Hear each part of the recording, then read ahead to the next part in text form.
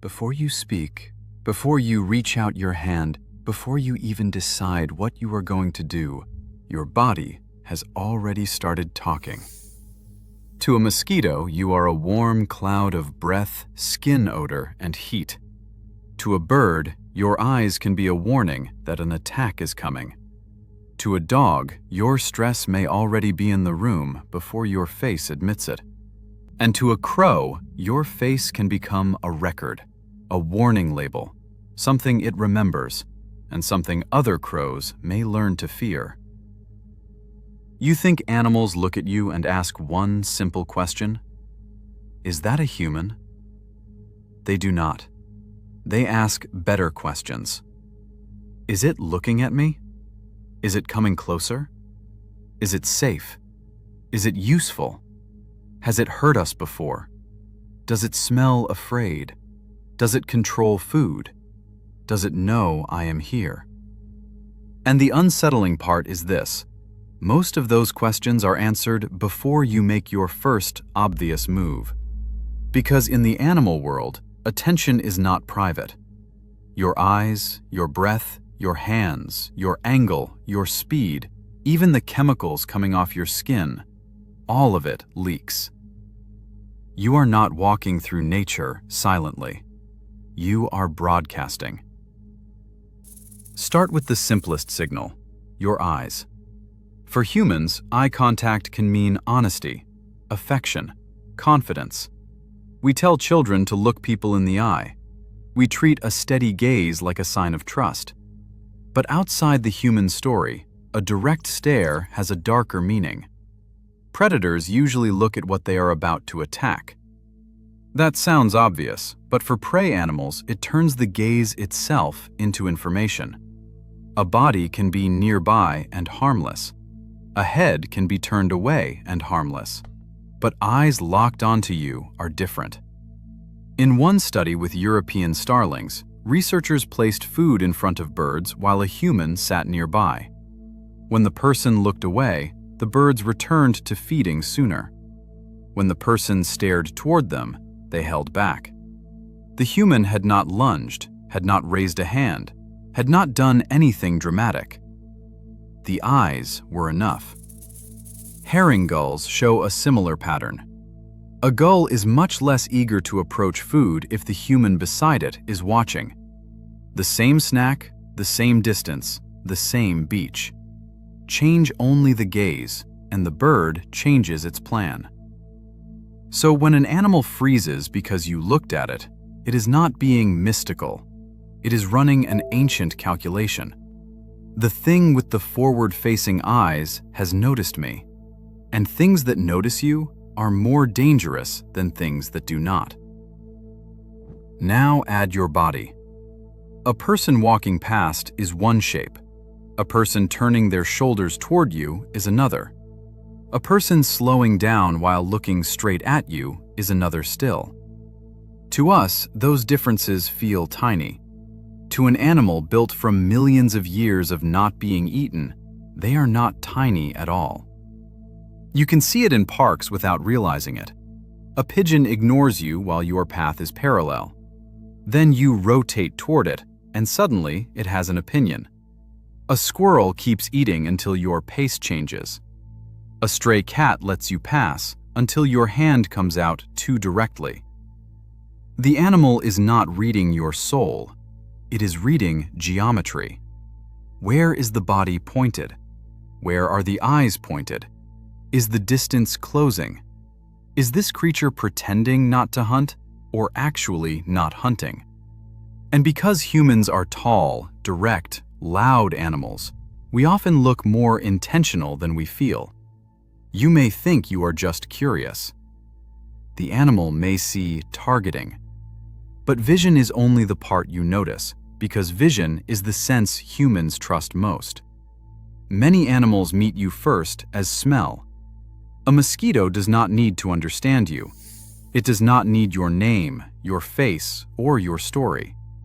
It follows a chain of clues: carbon dioxide from your breath, the chemistry of your skin, humidity, heat, and then the final close-range signals that say, "This is blood." To a mosquito, you are not a person. You are a map, a moving weather system with a pulse. And mammals read parts of that invisible weather too. In 2022, researchers tested whether dogs could distinguish human breath and sweat samples taken before and after a stressful task. The dogs could. Not your acting, not your explanation, the odor. Stress changes what comes off you, which means fear is not just something you feel inside your body. To some animals, fear is something your body releases into the world. That does not mean every dog knows exactly what you are thinking. It means the room has changed before you say it has changed. Your body has made a statement. The animal smelled the footnote. Then there's the signal you carry for years, your face. Crows are where this becomes uncomfortable. At the University of Washington, researchers used masks to test whether crows could remember individual dangerous humans. The birds were trapped and banded by people wearing a particular mask. Later, when that mask appeared again, crows scolded it. Not just once. The reaction spread. Other crows joined in. Birds that had not been trapped learned that this face mattered. Think about what that means. You can become a local fact, not a human, not some person. You. Your face can enter the memory of a neighborhood. And the next time you walk under that tree, the tree may already have an opinion about you. Now, compare that to domesticated animals. They also read you, but they read you through a different deal. Horses have been shown photographs of angry and happy human faces, and their bodies responded differently. Goats, too, can distinguish between human emotional expressions and tend to prefer positive faces. Again, this does not mean they are secretly writing poetry about your mood. It means they have learned, through evolution and life beside us, that a human face predicts consequences.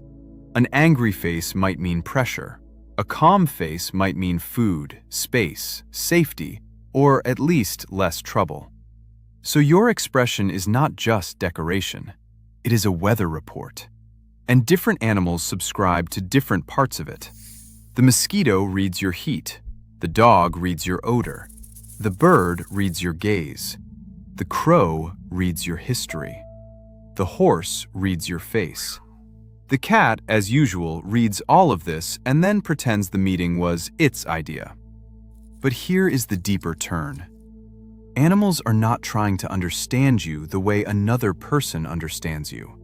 They are not building one clean category called human and filing you neatly inside it.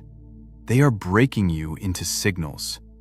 Eyes, hands, breath, speed, smell, food, memory, risk.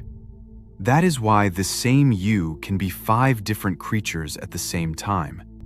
To one animal, you are a predator. To another, a food machine. To another, a moving heat source. To another, a familiar face that did something bad 3 summers ago. To another, the safest thing in the room. And none of those versions is fake.